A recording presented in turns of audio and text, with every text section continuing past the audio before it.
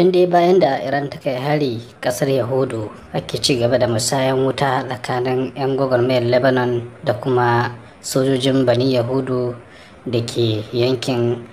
A cikin sharhi dangane da wannan yaƙi daidai barke tsakanin Iran da kasar Yahudawa, malamai sun ci gaba da yin jawabi dangane da al'amarin, a inda muka tsamo wani jawabi na Dr.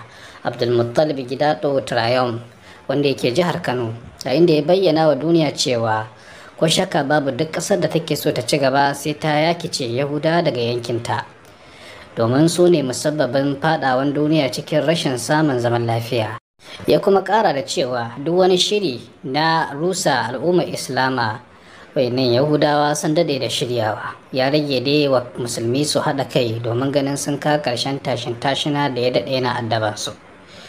Ko shakka babu mutane da dama sun yi ta burce-burcen gushewar kasar Yahudu sakamakon yadda suka tasa musulmi a gaba, kuma babban burinsu shine mamaye duk kasashen musulmi da garuruwa, kuma suna ci gaba da mafarkin ganin sun cimma wannan buri, duk da kasantuwa cewa a cikin littafansu an tabbatar da zai wahala cimma burinsu ta hanyar kafa ƙasa mai zaman kanta ta Yahudawa.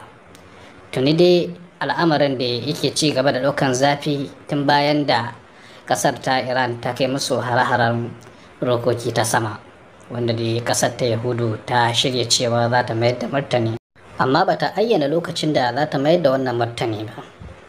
A dai yau dai muna da labarin cewa sun yi zama yasu dangane da al'amarin mayar da martanin, amma kafin nan bari mu ba ku dama ku saurari Dr. Abdulmuttalib Gidaɗo dangane da makircin Yahudu. Bayan da muka ga bayan Khaibara, sai bayan da muka ga bayan Yahudawa.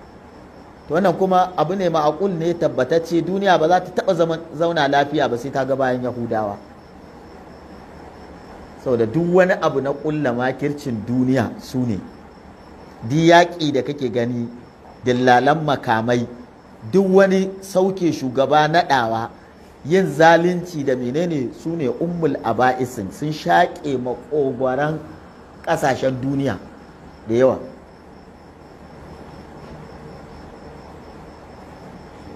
Kuma alhamdulillahi ga duk wanda yake bin yanda labarai yanzu, yanda abubuwa suke wakana, ƙarshen su ya taho da kusan duk duniya, ƙasashen duniya da yawa, kusan 75% na ƙasashen duniya sun yi bara'a da su.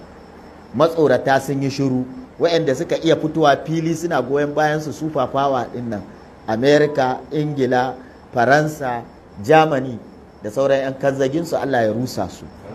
Su kaɗai ne kawai suka fito suna yi, amma duk duniya ta fito ta yi bara'a, ta nuna abin da suke zalunci ne, keta ne. Wataƙila daga wannan yanda shugabanni suka fito, ta nan gaba su ma kansu su American, su Faransa, shugabannin nan ƙasashe 80% ɗin nan suka yi tawaye, suka fitar da majalisar ɗinkin duniya su, suka daina kasuwanci da waɗannan su America da Faransa ɗin nan, shikenan sun gama. su fawa ɗin ƙarya ne, sun gama. Kuma za a je ga haka, da kowa ya ga zaluncin da suke yi. Wa'anda ba ma zalunci ba suna kashe Falasɗina, suna kashe, yanzu wa'anda suka saya ɗin suke musu aiki a madadinsu, yanzu su suke kashe su. Wa'anda suka yaɗin, wa'anda da suka saya suka sa musu makamai, Hizbullah da kuke gani ga baki ɗaya Iran ce ta yi ta da makamai, kuma yanzu Iran ne take bada logar yadda ake kashe shugabanni a Nasrullah ɗin da sauran duk shugabannin, saboda sun gama musu aiki, saboda su suna da wani abu na yarjejeniya da ƙasar su tafi. Hatta su Husi ɗin nan na Yaman da suka sallaha su, suke kaiwa Isra'ila, su Suriya, su wane ne, duk ana hasashen Iran ta sayar da su, sai za a zo a kai musu hari a gama da su. Saboda menene? Musibar kenan ta duniya. Duk wanda ya ƙi tsayawa ya wa ƙasarsa aiki, ya nemi wata ƙasa ya ce zai yi wala'i da ita, ya mata aiki a ƙasarsa, to in maslahar ƙasar ta zo sai ta rusa ka, za ta ci maslahar ka, to za ta rusa su. Kamar 'yan shi'a ne na nan, maslahar su suna ganin wala'in su ga Iran me za ta musu? Da maslaha ta zo suna son su ɗora wani shugaba, su za su ba da girin layin da sirrinku da komai a fatattaka ku, saboda suna da wata maslaha. Haka yanzu duniya take tafiya. kawai ka yi amfani da mutum a lokacin shi, in lokacin amfani ya ƙare kawai ka gama da shi da maslahar ka ta zo. kaga dai su daman su suka yi bada, Iran ce ta bada yadda hudar da aka kashe bin Laden, kowa ya sani sama, tunda matarsa da ta taho za a kai mishi ita a Iran, daga Afghanistan Iran ta shiga, a Iran ta tafi maɓoyarsa a Pakistan, kuma aka sa mata device. Wa ya sa? A Iran ne aka sa. Tana sauka wajen shi, Amerika suka hango inda yake, suka yi bombin ɗin wajen. Ismail al-Haniya, shugaban Hamas, duk inda yake yawo a Qatar, a Turkiya, Isra'ila bata iya kashe shi ba, sadda ya sauka a Tehran.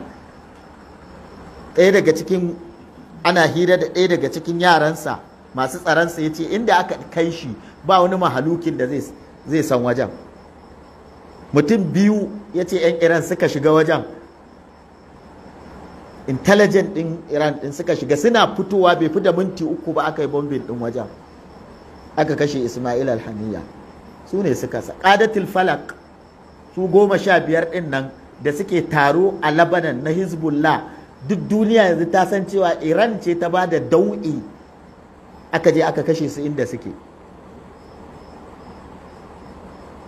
Haka siyasar duniya, kakka zo kana wahalar da kai ka Iran, Saudiya, ina duka kyale su, kowa siyasar sa yake a duniya. In ka ga mutum a Najeriya ne yana wahalar da shi kan wata ƙasa, to bai san ma me yake ba. Kowace ƙasa tana da maslahatta, tana da abin da take, in maslahatta ya zo wallahi kai ne dahiya, da kai za ta yi layya, kai za ta bayar a yanka ka don ta samu maslahatta. Nan shi ne zahiri. Da waɗannan abubuwan da ake, wani abu da ake ji a labarai a sama ba shi ne a ƙasa ba. Na iya mun yi ta'awun da kai 100% mun zauna, za ka taimake ka, za ka taimake ni, mun yi ta'awun, mun yi taimake ni, mun yi yarjejeniya, amma mu fito waje mu yi ta zagin juna, muna tsinewa juna. Duk duniya ta kalli cewa ta waye muke, nan kuwa muna da wani abu da muke haɗuwa a ƙasa. Dan kaga mutum biyu suna faɗa, kakkaza ta faɗan gaskiya ne yanzu a duniya, akwai faɗan dirama. Zo mu yi faɗa mu yaudari mutane, kai ka je wancan su kama ka, kai ni wancan mu kasa mutane biyu, kai aminanka ne wancan suna baka sirri, ni aminai na wannan suna bani sirri, daga ƙarshen ƙasa ko muna haɗuwa, ni in san me wancan suke ciki, kai ka san me wa'ancan suke ciki. Dan mun tashi baki ɗaya muka tashi gama da ku, ni in baka yanda zaka gama da nawa, kai ka bani yanda zan gama da naka, mu ci gaba da shugabantar duniya. Komai ne ake faɗa a labarai bai ka yadda cewa kaza. Da yawa daga cikin 'yan boko masu karanta jaridu da labarai da haka dai ake yaudarar su, sai ka duk sun zama 'yan shi'a, duk sun zama 'yan ina. Wasu ahlus sunna haka ake ta yaudarar su, Saudiya kaza, Saudiya kaza, duk ƙarya ce, maslahar ƙasar su suke bi. Addini yana Qur'ani da sunna da abin da ya tabbata a littafi, ba wata ƙasa ba ce addini. Ba ruwan addini da wata ƙasa ko da ƙungiya. In ƙungiya ta yi daidai ne, in ba ta yi daidai ba ta yi daidai ba, kawai ka zama hur malam, ka zama ɗa mai bin dalili, ba a kididdibe ka ba da wata ƙasa, ko a kididdibe ka da ƙungiyanci, ko a kididdibe ka da ɓangaranci, ko a kididdibe ka da yare, ko a diddibe ka da wani abu. Kakka sake, in an ma wannan an gama da kai a duniya, ka wanda ya ɗaure ka da wani yare. In ana magana Hausa me suka yi na daidai, in ba su yi ba na daidai ba su yi ba. Fulatanci me suka yi na daidai, in ba su yi daidai ba su yi ba. Ba na kare Hausawa ga baki ɗayansu ba ruwana, ba na kare Fulani ga baki ɗayansu ba ruwana. Da mugun ba Fulatani, da mugun ba Haushe, da na Berabe, da na Angas, da na Tibi, da na Kanuri, duk tsine musu zan yi, ba ni ba su. Ba wanda zai daure ka da yare. Dan arewa da dan kudu, duk wanda duk barawo makaryaci azzalimi, sunansa barawo makaryaci azzalimi, ko dan ina ne, ba ruwana da kudinsa da arewarsa, ba ruwana da dan PDP da APC da NNPP da PRP, duk inda barawo yake a cikinsu azzalimi ne, sunansa barawo azzalimi, jam'iyya ba ta canza masa suna. Musulmi coci kake zuwa ko masallaci, in sunanka barawo sunanka barawo, ba ruwan Allah da masallacinka ko cocinka. Wannan shine hur, ka zama ɗa. In baka zama haka ba, to shikenan 'yan duniya za su yi ta yawo da hankalinka.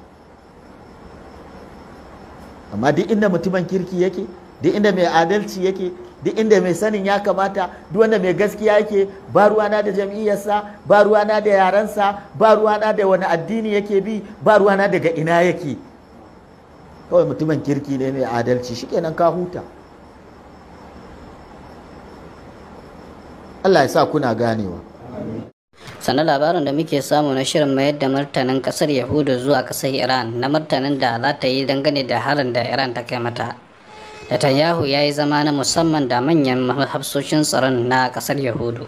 Firayim Ministan kasar ta Yahudawa Netanyahu ya yi zama na musamman da manyan hafsoshin tsaron na wato ainihin kasar tasa a birnin Tel Aviv a yau Laraba. A hoton da ake fitarwa an ga Netanyahu zaune kusa da ministan tsaro wato Gallant da sauransu. Tun farko dai Firayim Ministan ya alwashin mayar da martani kan hare-haren da Iran ta kaddama a kasarta, inda ya bayyana harin a matsayin babban kuskure wanda ya zama dole a wato ainihin mayan martani kuma dole tare da na kudatta. Wanda yana ɗaya daga cikin muhimman da yasa aka yi wannan zama da sauran manya-manyan sojojin na ƙasar ta Yahudu. Sannan a gefe guda labarin da muke iya samu shine ƙasar ta Yahudu ta ce an kashe mata sojoji a farkon fafatawa da suke da 'yan gwagwarmayar Lebanon.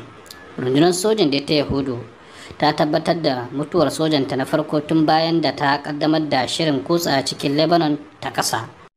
Rundunar da ta tabbatar da cewa an kashe mata sojan mai mukamin kaftin wanda yake da suna Itan Yitzhak mai shekara 22 a cikin Lebanon din a ranar Laraba. Matasin sojin je shine kwamandan sashen Egos, wanda wannan wani sashe ne na musamman da suka kware wajen yakin sarukar noke. 'Yan gwagwarmayar Lebanon sun kake jaddada cewa hare-haren da suka kai cikin birnin ta Yahudu somin taɓi ne su kuma jira ƙarin abin da zai biyo baya. Kakakin kungiyar ta gwagwarmayar ta Lebanon ya ce rikicin da suka yi da dakarun ta Yahudu a kudancin Lebanon somin taɓi ne a yaƙi. Sun kuma ƙara da cewa dakarunmu da masu bamu kariya a shirye suke domin su fuskanci maƙiyanmu, in ji Muhammad Afif, wanda yake ɗaya daga cikin jagorori ne na 'yan gwagwarmayar Lebanon, kamar yadda Reuters da NBC suka nakalto. Afif ya ƙara da cewa a shirye ƙungiyar take ta fuskanci wannan tarzoma tare da gwabzawa da dakarun ta Yahudu. Sannan dai 'yan gwagwarmayar Lebanon ɗin da dakarun 'yan Yahudun sun ci gaba da fafatawa ne bayan sojin na Yahuda sun fara kutsa cikin ƙasar ta Lebanon. Wannan da yana ɗaya daga cikin abin da muka nakalto muku dai daga jiya zuwa yau dangane da abin da ke faruwa a yakin gabas ta tsakiya.